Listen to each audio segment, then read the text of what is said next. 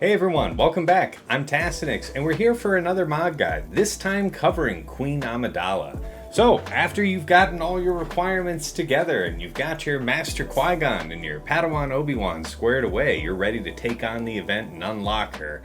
And she is just a thematic triumph for CG. Like, her kit really feels like they captured her character from the film. Really love the job they did. She's a lot of fun. So before we get into her too deep, I want to continue on trying my hand with a TLDR for you guys. Some of you requested it, so let's go ahead here, get this on screen. My TLDR on Queen Amidala. Set types, speed and health. Arrow, the primary should be speed or a very fast health. I'm talking like 28, 29 speed. You really don't want to give a lot away when you're bothering to put into a speed set in the first place. So you got to be way up there and then take advantage of that high health gain. Circle, cross, and triangle should likewise be health primary. Turn order, she's number 2 in the squad for me, just behind Master Qui-Gon. I have seen other top players run her as the very fastest on the team. My own is 360. Yours doesn't have to be that fast. Maybe something like 330 plus is a reasonable floor for that. But the faster the better, and just behind Master Qui-Gon at number 2. Stat priority should be speed over health over offense. Okay, and before we dig in on anything else, let's go ahead and cover her leadership. My place is with my people. All allies have plus 20% defense and plus 15% max health and max protection. At the start of battle, if all allies are Galactic Republic and there are no Galactic Legend allies, whenever an enemy attacks out of turn, they are inflicted with damage over time for 1 turn, which can't be evaded or resisted, and remove 10% turn meter from all enemies, which can't be resisted. That is insane. Attacking out of turn against this team is brutal. Okay? At the start of each ally's turn, they gain 3% critical damage stacking for each stack of heal over time they have, and plus 3% offense stacking for each stack of protection over time they have until the end of turn. Whenever an enemy critically hits an ally, that enemy has minus 5% critical damage, defense, and offense, stacking maximum of minus 50% until the end of the encounter, which can't be resisted. It's happening, okay? And that's all before we get to the Omicron effect. While in Grand Arenas, and if there are no Galactic Legend allies, and all allies are Galactic Republic, whenever an ally uses a special ability, they gain bonuses based on their role. Attackers gain 20% offense up for 2 turns and call another random ally to assist, dealing 20% more damage. Healers and supports gain protection up 50%, stacking, and speed up for 3 turns. Tanks recover 25% health and protection. Okay, let's get into her unique Loyal Bodyguard.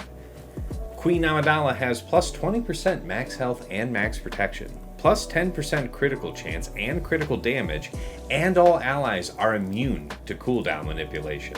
That's pretty cool. There's no condition bounding that, right? Any allies you stick under her would be immune to cooldown manipulation. Interesting detail. Whenever an ally, it doesn't require that she's a lead, right? This is a unique, so this is really an interesting ability to take advantage of. Whenever an ally handmaiden decoy is summoned, she taunts until she is defeated, which can't be dispelled or prevented. So you can't, Treya isolate that, you can't fracture your way around it, you just gotta deal with the handmaiden decoy, alright? She is immune to all other buffs, debuffs, healing, and protection recovery, and she doesn't take turns. This is all about the decoy, by the way. Whenever she is defeated by an enemy, the enemy who defeated her is inflicted with doubt for 2 turns. So I know in my related video on Master Qui-Gon, I was operating under the impression that when the decoy dies, a random enemy gets the doubt. It's not. It's the one who killed her gets doubt for 2 turns, which can't be evaded or resisted. And Queen Amidala gains a bonus turn and damage immunity for 2 turns, which can't be copied, dispelled, or prevented. If there is an active ally handmaiden decoy, Whenever heal over time or protection over time expire on a Galactic Republic ally, they recover 5% health and protection. Whenever heal over time or protection over time expire on Queen Amidala, she gains a stack of the unique effect Queen's Protection, which stacks up to a maximum of 10, cannot be copied, dispelled, or prevented until the end of battle. For each stack of Queen's Protection that Queen Amidala has, all other Galactic Republic allies gain double those stats. The allied handmaiden decoy is immune to these effects, and they persist when the decoy is defeated, but are dispelled when Queen Amidala is defeated herself. And Queen's Protection, the effect, and this stacks up to 10 times, right? Per stack, it's defined as plus 3% max health and max protection, plus 5% potency and tenacity, and plus 5 speed per stack. Whoa, that is nasty, okay? And that's just the base effect. So nothing to do with the Omicron, the Grand Arena Omicron, all right? So, but with that kicked in, all allies gain 25% critical damage, 40% mastery, and are immune to fear and healing immunity. Whenever an ally is inflicted with a stack of damage over time from the leadership, whenever an ally is inflicted with a stack of damage over time, they dispel it, and all allies gain a stack of healing over time and protection over time for 2 turns. Do not be trying to dot this team, I guess. At the start of each encounter, summon a handmaiden decoy.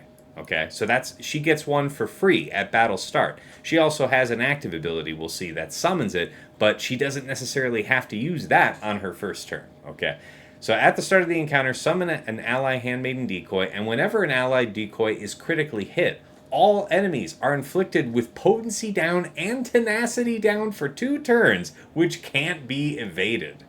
That is wild, man. Okay, let's go ahead and talk about the handmaiden decoy itself. Light side, tank, yep. Basic. So, Galactic Republic allies recover, the basic's called Bodyguard. Galactic Republic allies recover 10% health and protection, grant advantage for 1 turn to a random enemy who doesn't already have it, which can't be evaded or resisted. I'm not exactly sure about the why for that. I mean, generically, I guess it kind of... I don't know. Does it really help to give the enemy a higher probability of being able to kill the decoy? I don't know. There's specific benefits to it, but then you have to quickly try and replace it. So I don't know. Anyway, as a summoned unit, its stats are going to scale with the summoner. Fun fact, I did a little research on this back when the character first released and found out that as far as what does the summoned decoy gain more from, health or protection, you would think probably health. It actually is protection, but because of all of the synergy for health baked into this team, that's why we do still stick with the health modding on Queen Amidala. Although she, as a character herself, not thinking about the effects that her allies have on her, she herself would gain, give the most survivability to the decoy with protection. But health is definitely the better way. Okay, let's go ahead and talk about her basic S5 Heavy Blaster Pistol. Deal physical damage to target enemy and expose them for 2 turns, which can't be evaded if there is an active ally handmaiden decoy. All Galactic Republic allies gain 3 stacks of heal over time and protection over time for 2 turns. If there is an active ally handmaiden decoy, Galactic Republic allies recover 5% health and protection. Alright. Her first special, I am Queen Amidala. Dispel all buffs on all enemies and deal physical damage to them. All allies gain accuracy up for 2 turns. If there is an active ally handmaiden decoy, stagger target enemy for 2 turns, which can't be evaded or resisted. All Galactic Republic allies gain defense penetration up, 3 stacks of heal over time, and protection over time for 2 turns, and this attack can't be evaded. And now we cover the Omicron effect for Grand Arena. This attack ignores enemy protection, and all allies gain critical damage up and 4 stacks of heal over time and protection over time for 2 turns. So this doesn't say instead of anything in the above, right? It is in addition to. All enemies are inflicted with a stack of damage over time for each active Galactic Republic ally, speed down and vulnerable for 2 turns, and have their cooldowns increased by 1, which can't be resisted. If there is an active ally handmaiden decoy, these effects can't be evaded. This is nasty. This is a lot of just nasty packed into this Omicron. All right. And then, of course, the second special, Ascension Gun. Dispel all debuffs on all allies. Call all other non-Galactic Legend Galactic Republic allies to assist, and they and Queen Amidala recover 20% health and protection. Remove 50% turn meter from target enemy, which can't be resisted. That is nuts, man. If all allies are Galactic Republic and there are no Galactic Legend or Scoundrel allies, summon an ally handmaiden decoy to battle if the ally slot is available. If an ally handmaiden decoy was already present, all Galactic Republic allies gain defense up, speed up, and tenacity up for 2 turns, and Galactic Republic non-tank allies stealth for 2 turns. So, you have 2 ways to give your team stealth. On this team, right? You have Ascension Gun, and then you also have Master Qui-Gon. So, yeah, hers is just fantastic because, yeah, if you already have the decoy, which you will with her unique Omicron, right? If you've got that unique Omicron on, you'll have your first free decoy, and then you're putting everybody else under stealth with this special, forcing the enemy to go right after that decoy. So, pretty good. And then, we already saw that if they do blow up that decoy, Queen Amidala gets a bonus turn. You're brought that much closer to bringing her right back. So, pretty nasty set of effects. As far as team comps and turn order goes, so yeah, everything here is shown in terms of the desired turn order on the team. It's just my opinion, I've definitely seen people have Queen Amidala first, but because Master Qui-Gon has a Dispel on his first special, that not only dispels buffs on a single enemy, but also can apply buff immunity. Great to have that as the lead, perhaps to get in front of and around a tank, and then the rest of you can fly, right? So in 3 versus 3, this is, of course, your core 3. They're gross. Love them. In 5 versus 5, I'll just give you this brief overview of these teams, because I do actually go into some detail about the considerations here on the Padawan Obi-Wan video. So I will redirect you to that link. I'll put that in the video description here so you can get right over to that. But yeah, in any of these 5 versus 5 comps where you're seeing me use Shock T, you could also make a reasonable case for Grandmaster Yoda. There's a ton of options because Galactic Republic is a huge faction. So mix and match however you feel like experimenting. But yeah, these are just some ideas to run with. Okay, as far as digging into her mods, I checked a few different players, and why did I do that? I just made life hard on myself. Yeah, let's go ahead and take a look at what she's got. This is the best way to view it.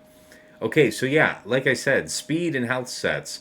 I have a speed arrow, health primaries all the way around. I do have her, so my Qui-Gon is 360 and she's 356. Really great speeds for them to be at. They don't have to be this extraordinarily fast. Maybe take 20, 30 off of this since we're in a speed set and kind of clock yourself from there. But give these guys a lot of speed and they're going to be able to just run around the enemy. There's a lot of speed up in this team. Bonus turns for her. Speed's good on her, okay? That said, push a ton of health into her aside from that. You want to have your turn order squared away, but then just pack as much health into her as possible because of that. The way that Queen's Protection buff gets, stats shared out to the rest of the team, give her the biggest base of health to have that multiplied by and shared out. So, yeah, at Relic 9, I have mine at 110,000. A lot of players around Relic 9 are pushing up around that number, but it's pretty damn good. Step that down, of course, accordingly for Relic 8, Relic 7. But with these primaries and with the way I'm saying to prioritize it, you should be in great shape. Trying to think if there's anything else really worth covering. I suppose, yeah, any added offense you throw on wouldn't be harmful, but really, you'll have your hands full just trying to have really high health and speed marks. So, and I guess an honorable mention here, if I had a super fast health primary arrow to put here, maybe I could push something else and keep this character roughly around 356, but also have the benefit of another health primary. That would be pretty banging, man. Hard to do though. So for most of us and even me, it's going to be a speed arrow for the time being. All right, and then last but never least for applications, where is that what I have on screen here? Yeah, so this is 3 versus 3. I'm not going to cover about how to attack with this team like I usually am in some of these because, in my opinion, this is a defense team. You can use it on offense. There's a lot of mechanics you can take advantage, and probably there's some great stuff to be unlocked there. But with a team that's this high investment, both for Omicrons and for mods, and as it seems to be pretty clever on defense, put it on defense and make it your opponent's problem, right? Because as of now, just like last 3 versus 3 season, we did have the Padawan Obi-Wan Kron. So that's the current context in which this is released. But it's demanding stuff like Bane, JMK, stuff like Leia and Slacker are failing, falling flat on their nose.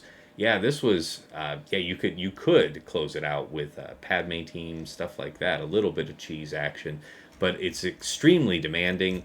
And then I want to say, if I click over here for 5 versus 5, if you throw like GK into the mix, lesser counters like gas are pretty much blocked out. So just throwing that on again real quick, you can see that you're using still Bane, JMK, Slacker sometimes, Reva sometimes. But other than that, this is a really strong team. Now, obviously, at the time that I'm making this, we still have the Padawan Obi-Wan Kron. So once that expires, there are going to be some more options that open up. Not really sure what those are, but probably probably going to be a few more different ways to skin the cat when you don't have to worry about the explosive damage from that Padawan Obi-Wan level 9 ability. Okay, now, of course, there are some more details that I put in here about applications on the Padawan Obi-Wan video. Again, I'll refer that to you here in the description. But otherwise, that about wraps this one up. And, of course, really appreciate all of the warm support you guys are giving me in the comments on Discord. If you're not already part of my Discord community, check out my channel links to get on in. If you enjoyed the video, please do give it a like. And if you want to stay tuned for what comes next, hit subscribe, and we'll have you covered.